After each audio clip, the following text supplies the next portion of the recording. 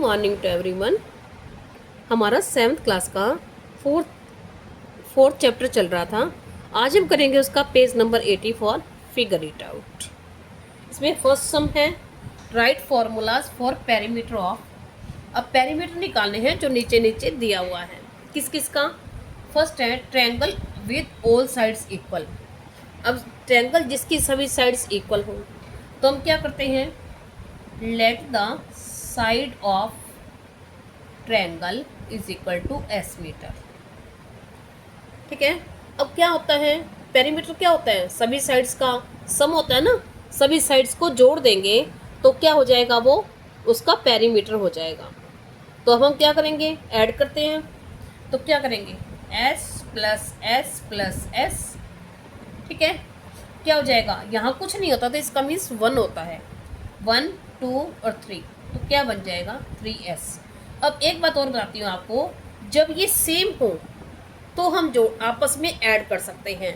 जैसे 3x plus 2x, तो हम इन दोनों को, ये जब सेम है तो हम जोड़ लेंगे। अगर 3x प्लस 2y है तो इनको आपस में नहीं ऐड करेंगे, ये ऐसे का ऐसे ही रहेगा। ठीक है, अगर ये जो लेटर है ये सेम है तो हम इसको ऐड करते हैं। अब ये लेटर हमारा सेम है s वाला, तो क्या बन जाएगा 3s। ठीक है, तो हमारा क्या हो गया, ये इसका पेरीमीटर हो गया 3s मीटर। या हम इसको ऐसे भी लिख सकते हैं 3 इंटू s। ठीक है, जब सेम होता है तो बार बार लिखने की बजाय हम क्या करते हैं, उतनी बार से मल्टीप्लाई कर देते हैं। जैसे हम ये करते हैं 2 2 2 2 2 1 2 3 4 5 6 टाइम 2 है तो हम 6 टाइम 2 कर देंगे। अगर हम इसको ऐड करेंगे तो 12 आएगा। तो 2 सेम है, एक ही डिजिट बार बार चल रहा है तो जितनी बार है उसको मल्टीप्लाई कर देते हैं उतने से, जितनी बार है वो, जितने नंबर हैं उसके। ठीक है ना, तो वही आंसर आता है। अब s कितने टाइम्स है, 3 टाइम्स, तो इसको हम बार बार ऐड करने की बजाय इसको 3 टाइम्स है तो 3 से मल्टीप्लाई कर देंगे तो आंसर आ जाएगा हमारा 3s मीटर। ठीक है, नेक्स्ट है, आगे है मीटर, इसको ब्रैकेट में रखना है क्योंकि नहीं तो ये sm बन जाएगा। नेक्स्ट है रेगुलर पेंटागन। अब पेंटागन क्या होता है, जिसकी 5 साइड्स होती हैं, और रेगुलर मीन्स जिसकी सभी साइड्स इक्वल होती हैं, उसको हम रेगुलर फिगर बोलते हैं। अब साइड कितनी है 5, तो ऐसे ही हम करेंगे, let the one side of pentagon is equal to S metre. ठीक है, तो पेरीमीटर ऑफ पेंटागन। अब पेरीमीटर कितना है, अब कितनी साइड्स हैं 5 इक्वल है तो हम क्या कर देंगे, 5 से मल्टीप्लाई कर देंगे। 5 into S is equal to 5s metre. और आपको ये बता दूं, ये ब्रैकेट में रखना है, और जो ये नंबर होता है ना ये पहले आता है, s5 नहीं आता, 5s आता है। नेक्स्ट है इर्रेगुलर हेक्सागन। अब हेक्सागन क्या होता है, हेक्सागन होता है जिसकी 6 साइड्स होती हैं। ठीक है, अब रेगुलर सभी साइड्स इक्वल हैं तो हम क्या कर देंगे, ऐसे ही 6 से मल्टीप्लाई कर देंगे। तो let the one side of hexagon is equal to x metre. आप यहाँ s क्यों कुछ भी ले सकते हो। तो perimeter of hexagon is equal to, अब हेक्सागन की साइड कितनी है 6 है तो 6 से मल्टीप्लाई कर देंगे, is equal to 6s metre. ये हमारा फर्स्ट सम हो गया। अब आगे देखते हैं, ये हमें अभी बिल्कुल इजी आ रहे हैं, इसलिए आ रहे हैं कि आपके माइंड में अच्छे से सेट हो जाएं। ठीक है ना, अब आगे देखते हैं। अब देखो नेक्स्ट सम है, उसने ये कहा है कि Mani Ratna has 20 metre long pipe, he joins another pipe. मतलब उसके पास 20 मीटर पाइप थी, उसको लंबा पाइप चाहिए था, उसने क्या किया, एक और टुकड़ा जोड़ दिया। अब उसकी लेंथ नहीं बताई हुई, उसने ये कहा है कि जो और जोड़ा है उसके लिए k डिनोट करो, यानी k मीटर ले लो, और पहले था 20 मीटर। तो इसके लिए जो सारा कंबाइंड यानी जुड़कर जो सारा पाइप बन गया, उसके लिए एक्सप्रेशन लिखनी है। अब हम कैसे लिखेंगे, पहले कितना था उसके पास, length of pipe, length of pipe Muni Ratna has,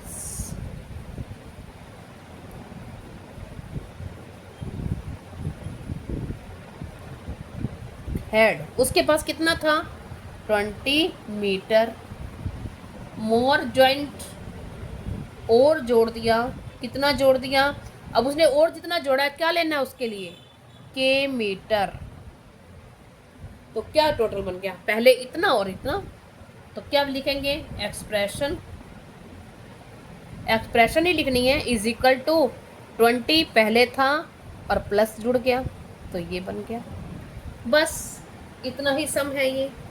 अब आगे देखते हैं, देखिए अब हमारा नेक्स्ट सम है, उसने ये दिए हुए हैं 100 रुपीज़ के नोट हैं, 20 रुपीज़ के, 5 रुपीज़ के, कितने कितने नोट हैं कृतिका के पास, इतने इतने नोट हैं, उसने ये कहा है कि आपने टोटल अमाउंट बताना है और एक्सप्रेशन भी बताने हैं, ठीक है।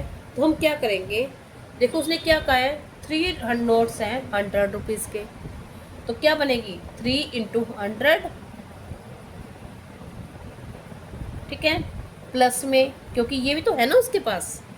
अब 5 रुपीज़ के नोट, सॉरी 5 नोट्स हैं 20 रुपीज़ के, तो क्या आ जाएगा 5 इंटू 20, और फिर क्या है, ये देखो मैंने आपको बताया था ना ये अलग अलग टर्म होते हैं, ये फर्स्ट टर्म, ये सेकंड टर्म, अब थर्ड टर्म हमारा बनेगा 6 नोट हैं 5 रुपीज़ के, तो 6 इंटू 5 कर देंगे, ठीक है।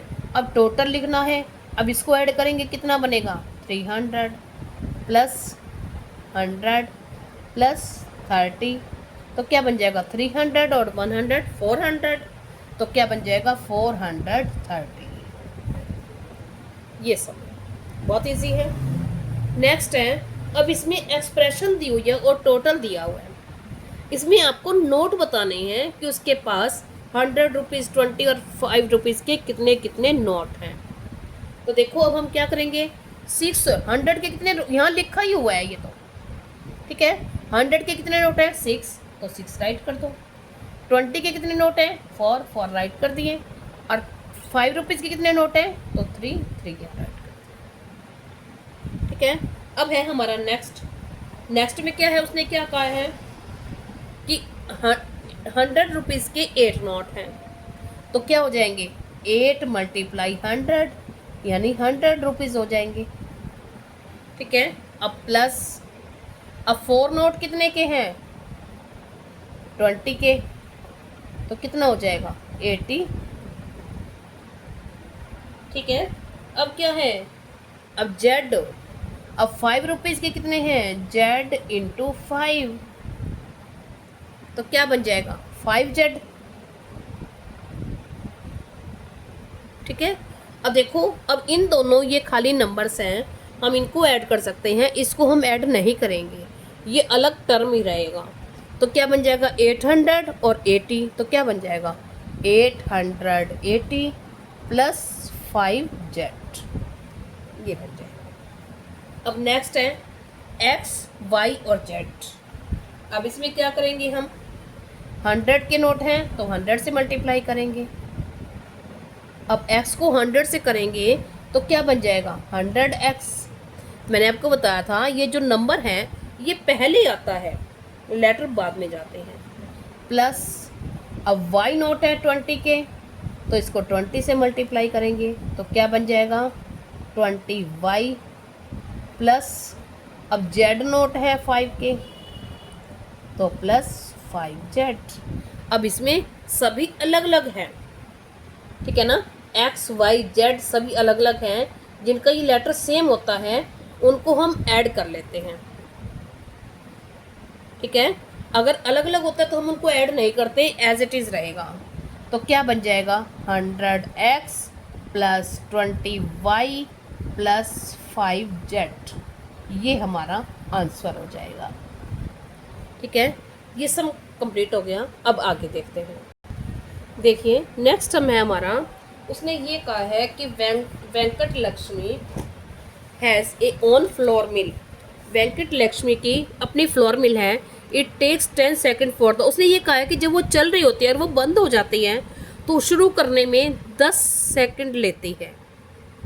मीन्स हमने उसको ऑन कर दिया, उसके बाद वो चलने में 10 सेकेंड लेगी। अगर हमें कुछ भी सुनाया तो हमें 10 सेकेंड क्या करना, वेट करना पड़ेगा। 10 सेकेंड लगेंगे हमारे, उसके बाद वो स्टार्ट होगी। और वो 1 केजी ग्राइंड करने में, केजी ग्रेन को पीसने में, ग्राइंड करने में 8 सेकेंड लेती है। ठीक है, तो वाइट केजी ग्रेन को पीसने के लिए उसने कितना टाइम लेगी, इसकी एक्सप्रेशन बतानी है। ठीक है, अब हम कौन सी एक्सप्रेशन मैच होगी, ये नीचे दी हुई हैं, हम इनमें से देखेंगे। पहले हम अपनी एक्सप्रेशंस बनाएंगे। देखो क्या करेंगे हम, अगर हम ये करते हैं कि देखो 1 केजी का दिया हुआ है, ठीक है, टाइम टेकन इन 1 केजी,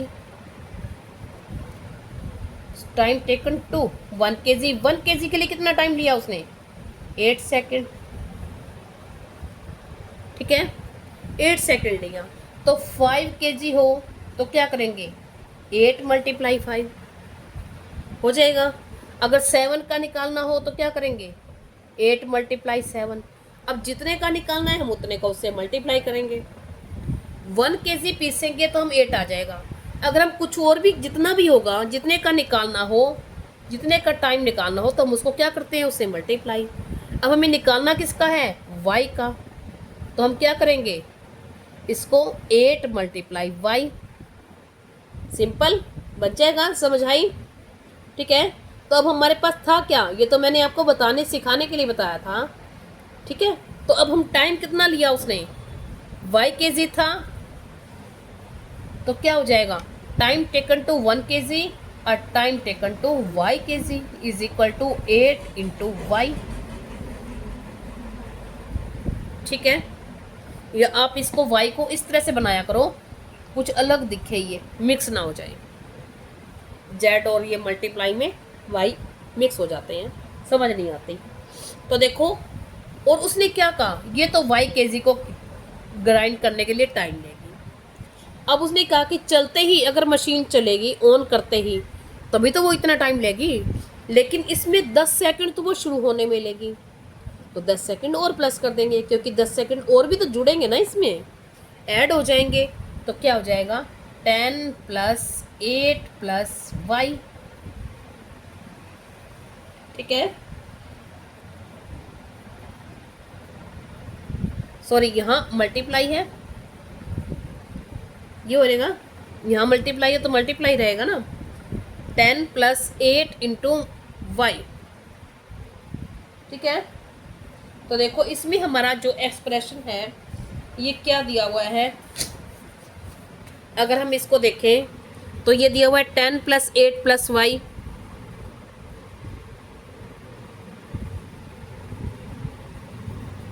तो हमारा a ठीक है।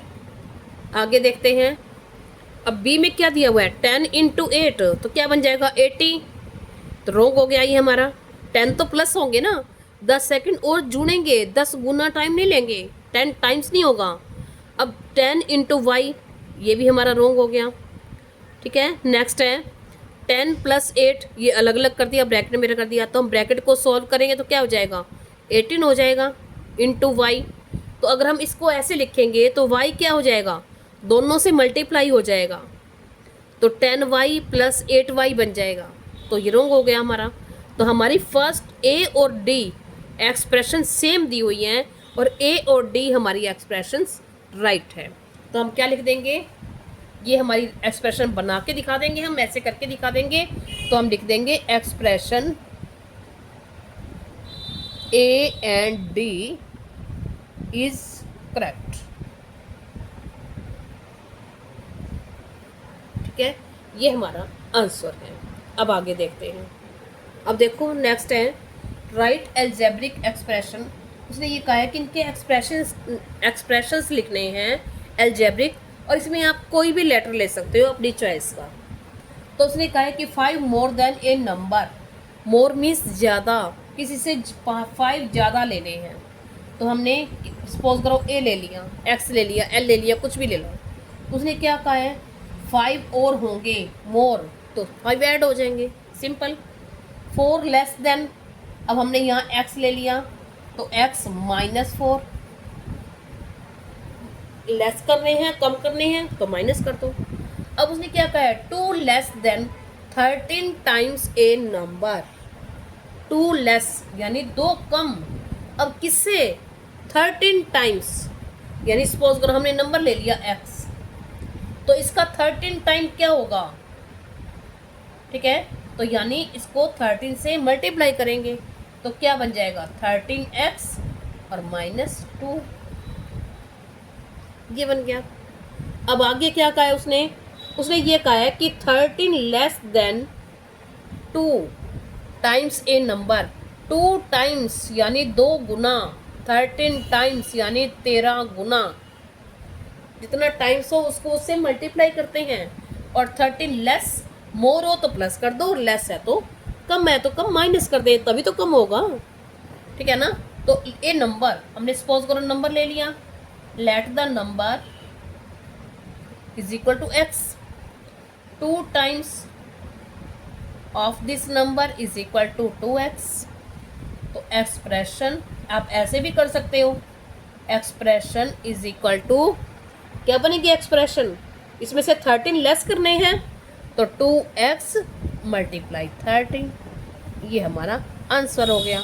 आप इसको ऐसे एक्सप्लेन करके भी कर सकते हो, मैंने शॉर्ट फॉर्म में आपको बताया है, आप ऐसे लिख के कर दो, आपको आता तो है ही, आप बता ही रहे हो, जैसे बता रहे हो आप वैसे ही लिखते जाओ। अब आगे देखते हैं। अब हमारा नेक्स्ट सम है, उसमें ये कहा है कि describe situations corresponding to the following algebraic expressions. उसने ये कहा है कि एक तो आपने सिचुएशंस खुद क्रिएट करनी है, आपको ये दिया हुआ है, इसके अकॉर्डिंग आपको सिचुएशन क्रिएट करनी है, यानी स्टेटमेंट लिखनी है खुद अपने आप से, और फिर इसको आगे इसको सॉल्व करना है। तो देखो कैसे करेंगे हम, देखो इस हमने जैसे पहले किया था, आप देखो कोकोनट हमने निकाले थे, ठीक है, कोकोनट वाला आप सेम टू सेम, अगर आपको स्टेटमेंट नहीं आती तो आप एज इट इज़ वही की वही लिख सकते हो। उसने क्या क्या लिया था, जगेरी और कोकोनट, आप यहाँ 3 कोकोनट ले लो और 8 kg जगेरी ले लो, वही की वही स्टेटमेंट लिख दो। लेकिन मैंने लिखी है कुछ और लिखी है, आपको जैसे समझ आए आप अपनी तरफ से वैसे ही लिख सकते हो, ये कोई कंडीशन नहीं है कि आप यही लिखोगे, लेकिन इसमें लिख के बताना है। अब इसने क्या किया, सपोज करो ये जैसे x है, हमने x रुपीज़ ले लिया, किसी का कॉस्ट है, और 8 चीज़ें ले ली हमने, तो उसका टोटल कॉस्ट कैसे निकालेंगे, 8 इंटू एक्स, उसको मल्टीप्लाई करेंगे, और दूसरी चीज़ ले ली जिसका कॉस्ट y रुपीज़ था और हमने 3 चीज़ें ले ली, तो उसको 3 से मल्टीप्लाई कर दिया, ठीक है। तो उसने ये कहा है कि find the total amount paid by हर। तो उसने क्या कहा कि उसने, अब मैंने कहा क्या कहा है, अनन्या बॉट 8 चॉकलेट्स, 8 चॉकलेट ले ली, ये तो चॉकलेट हो गई, और ये हो गए हमारे, हमने ले ली टॉफीज, ठीक है, 8 chocolates and 3 toffees. The cost of 1 chocolate, 1 chocolate का कॉस्ट हो गया x रुपीज़, और 1 टॉफी का कॉस्ट हो गया y रुपीज़, ठीक है। अब हमें इनको मल्टीप्लाई करके आपस में ऐड कर देंगे तो टोटल अमाउंट आ जाएगा हमारा, सिंपल है। तो देखो हमने क्या किया, मैंने लिखा है Ananya bought 8 chocolates and 3 toffees, the cost of 1 chocolate is ₹x and cost of 1 toffee is ₹y respectively, find the total amount. तो टोटल अमाउंट उसने हमें बताना है, तो देखो कैसे करेंगे, हम दोनों का कॉस्ट निकाल के और दोनों को ऐड कर देंगे। तो हम क्या निकालेंगे, 8 इंटू, हम यहाँ लिखेंगे पहले क्या चीज़ ली है हमने, चॉकलेट, तो हम लिखेंगे cost of chocolates is equal to 8 into x rupees. अब cost of toffees is equal to 3 into y rupees, ठीक है। तो टोटल पेड, ठीक है, टोटल पे किया, तो हम लिख देखते हैं total paid is equal to 8 into x plus 3 into y, ये हमारा एक टर्म है और ये दूसरा टर्म है, यही दिया हुआ था ऊपर। अब हम इसको मल्टीप्लाई करेंगे 8 इंटू एक्स, तो क्या बन जाएगा 8x प्लस 3 को y से करेंगे तो क्या बन जाएगा 3y। ये हमारा आंसर हो गया। अब हम देखते हैं नेक्स्ट। अब इसी सम का बी पार्ट था 15 इंटू जे माइनस 2 इंटू के। उसने ये कहा है इसका हमें एक्सप्रेशन बनानी है और सिचुएशन भी क्रिएट करनी है। सिचुएशन क्रिएट यानी हम यहाँ क्या क्या हुआ तब ये एक्सप्रेशन बने। तो देखो यानी स्टेटमेंट क्या क्या हुआ।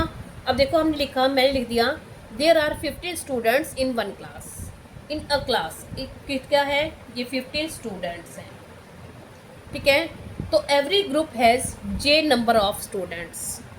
तो 15 ग्रुप्स आएगा यहाँ, 15 ग्रुप्स। तो 15 ग्रुप्स इन वन क्लास।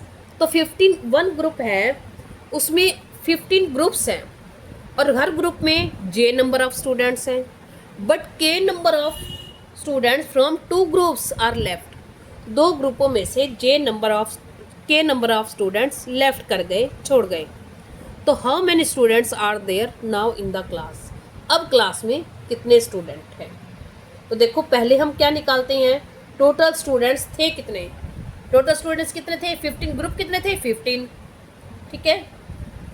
तो हम लिखते हैं टोटल ग्रुप्स। आप हम करके देखें, total groups is equal to 15। तो student in one group is equal to j. तो स्टूडेंट्स इन 15 ग्रुप्स, तो क्या बन जाएगा 15 इंटू जे। हो गई हमारी भाई सिचुएशन क्रिएट। अब आगे क्या है, अब आगे क्या क्या है उसने कि 2 ग्रुप्स में से, यानी 2 ग्रुप्स में से क्या कर गए, के स्टूडेंट छोड़ गए। तो ग्रुप को हमने क्या नाम दिया था, जे, ठीक है। तो 2 ये क्या बन जाएगा 2 इंटू के। तो ये माइनस हो गए, इसमें से माइनस हो गए ना, ये चले गए यानी कम हो गए, ठीक है ना। अब हम देखते हैं आगे। तो हर ग्रुप में से 2 स्टूडेंट चले गए, हर ग्रुप में से 2 गए, ठीक है ना। तो उसने ये कहा कि उसने हम क्या किया, अब इसमें से ये हमने माइनस कर दिया।